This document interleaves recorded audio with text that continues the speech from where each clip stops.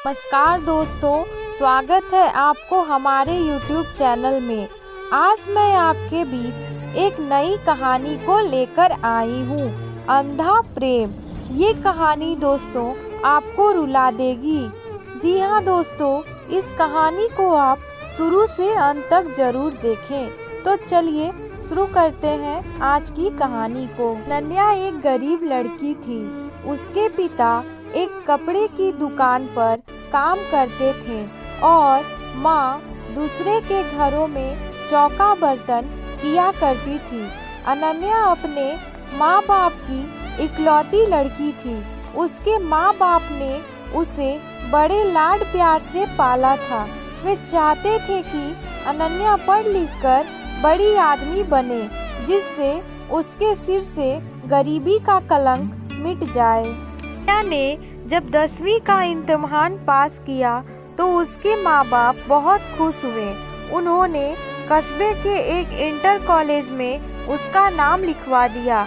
Inter college उसके घर से थोड़ी दूर पर था, इसीलिए उसके माँ बाप ने किसी तरह पैसों का जुगाड़ करके उसे एक पुरानी साइकिल भी दिला दी, जिससे अनन्या को स्कूल जाने में परेशानी न हो।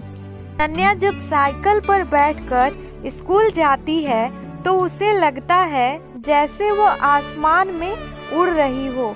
यह उसका बहुत पुराना सपना था, जो उसके माँ बाप की वजह से पूरा हुआ था। इसीलिए वह रोज समय से स्कूल पहुंच जाती और मन लगाकर पढ़ाई करती। घर का समय था। स्कूल से छुट्टी होने पर उसने अपनी साइकिल ली और घर की ओर चल पड़ी। लेकिन अभी वह थोड़ी दूर ही पहुंची थी कि पीछे से आती एक बाइक उसके बगल से गुजरी। बाइक को जो लड़का चला रहा था वह उसका हम उम्र ही था। लड़के ने थोड़ा आगे जाकर अपनी बाइक रोक दी और अनन्या को रुकने का इशारा किया। अनन्या उस लड़के को अक्सर रास्ते में देखा करती थी। जब भी वह स्कूल आती और स्कूल से जाती तो वह लड़का सड़क के किनारे खड़ा उसे निहारा करता था। शुरू में उसे देखकर अनन्या को बहुत गुस्सा आता था, लेकिन धीरे धीरे वह उसे अच्छा लगने लगा था। इस तरह से रास्ते में रोके जाने से अनन्या घबरा सी गई।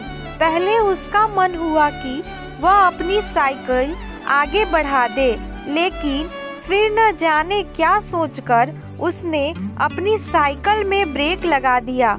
वह लड़का अनन्या के पास आ गया और धीरे से बोला, मेरा नाम सुमित है। मैं रोज आपको स्कूल जाते हुए देखता हूँ। अगर आप बुरा ना माने तो मैं आपसे कुछ कहना चाहता हूँ। क्या अनन्या के मुंह से सिर्फ इतना ही निकला। सुमित ने अपनी शर्ट की जेब से एक गुलाब की कली निकालकर उसके हाथ में रख दी और उसकी मुट्ठी बंद करते हुए बोला, मैं तुमसे बहुत प्यार करता हूँ। उठते बैठते सोते जागते हर समय बस तुम्हारे बारे में सोचा करता हूँ। मुझे कुछ भी अच्छा नहीं लगता है। सुमित और भी बहुत कुछ कहना चाहता था, पर अनन्या ने उसके होठों पर हाथ रखकर उसे चुप करा दिया। आपको मेरा प्यार कबूल है? उस लड़के ने अनन्या की आंखों में आंखें डालकर पूछा। अनन्या शर्मा गई।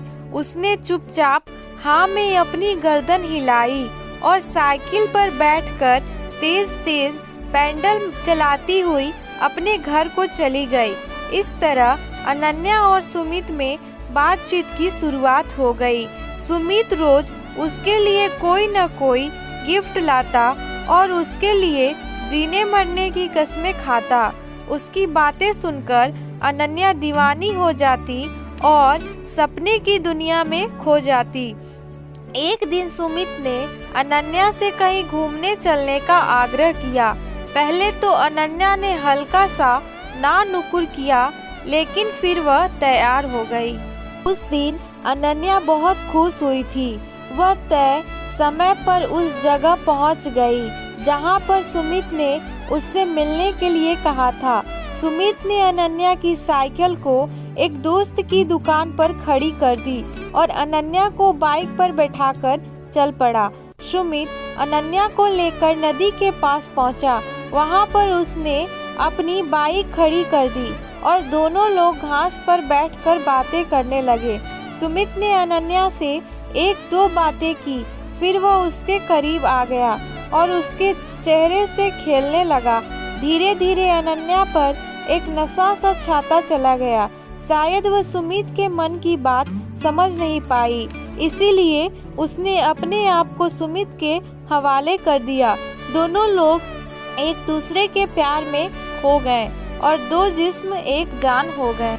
अभी वे दोनों लोग ठीक से नॉर्मल भी न हो पाए थे कि तभी न जाने कहां से वहां पर 3 लड़के आ गए।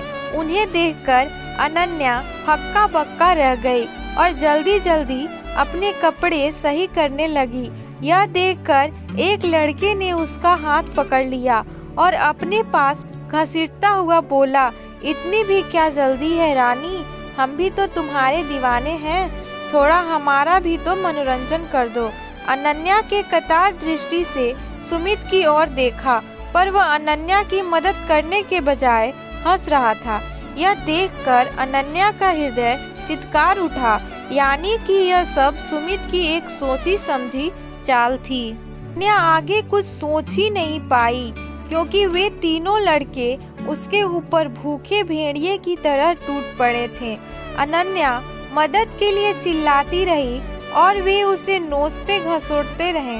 कुछ ही पलों में अनन्या की सहन शक्ति ने जवाब दे दिया और वह बेहोश हो गई। लगभग 1 घंटे के बाद अनन्या को होश आया। वे तीनों लड़के और सुमित वहां से जा चुके थे। दर्द की वजह से उसके शरीर की प्रत्येक नस फट रही थी। उसकी आंखों के आगे अंधेरा छाया हुआ था। उसके सारे सपने ध्वस्त हो चुके थे। उसे अपना जीवन समाप्त होता हुआ नजर आ रहा था। अनन्या सोचती रही कि क्यों मैंने सुमित की बातों पर विश्वास किया, क्यों मैं उसके साथ बस्ती से इतनी दूर यहाँ पर आई। अब मैं क्या मुंह लेकर अपने घर जाऊंगी, अपने माँ बाप को क्या बताऊंगी। मेरा ये हाल देखकर वे तो जीते जी मर जाएंगे। अनन्या के शरीर में बिल्कुल भी शक्ति नहीं बची थी। वह किसी तरह घिसटती हुई नदी के किनारे पहुंची। नदी का पानी कलकल करता हुआ तेजी से बह रहा था। अनन्या ने एक बार फिर अपने गरीब माँ बाप के बारे में सोचा, लेकिन साथ ही सुमित का चेहरा भी उसकी आंखों के आगे तैर गया और इसके साथ ही क्रोध, खींच और घिन के मिले जुले भाव से उसका शरीर कांपने लगा। ने अपने दांतों को किटकिटाया, अपने शरीर की बची खुशी ताकत इकट्ठा किया और धीरे से खड़ी की। उसने अपनी आंखें बंद कर ली, हाथों को जोड़कर मन ही मन अपने माता पिता से माफी मांगी और फिर नदी में छलांग लगा दिया। अगले ही पल अनन्या नदी में डूबने उतरने लगी, लेकिन अब न तो वह किसी को अपनी जान बचाने के लिए पुकार रही थी और न ही बचने के लिए संघर्ष कर रही थी। उसका मन अब भी अपने बेवफा प्रेमी के बारे में सोच रहा था। वह सोच रही थी कि क्यों मैंने उसकी बातों पर इतना एतबार कर लिया, क्यों मैंने उससे अंधा प्यार किया, क्यों मैं उसकी नीयत को समझ नहीं पाई। अगर मैं ऐसा कर पाती तो शायद, और फिर वह नदी की गहराई में डूबती चली गई। तो किसी से प्यार करना, किसी पर एतबार करना बुरा नहीं है, लेकिन अपने भीतर जज्बातों को पहचानने की क्षमता भी रखिए। किसी की बातों पर एतबार करने से पहले उसे एक बार जरूर परखिए। किसी को अपना तन मन सौंपने से पहले उसके परिणामों के बारे में भी जरूर सोचिए, नहीं तो आप भी अनन्या की तरह धोखा खा सकते हैं, आप भी उसकी तरह ठगे जा सकते हैं।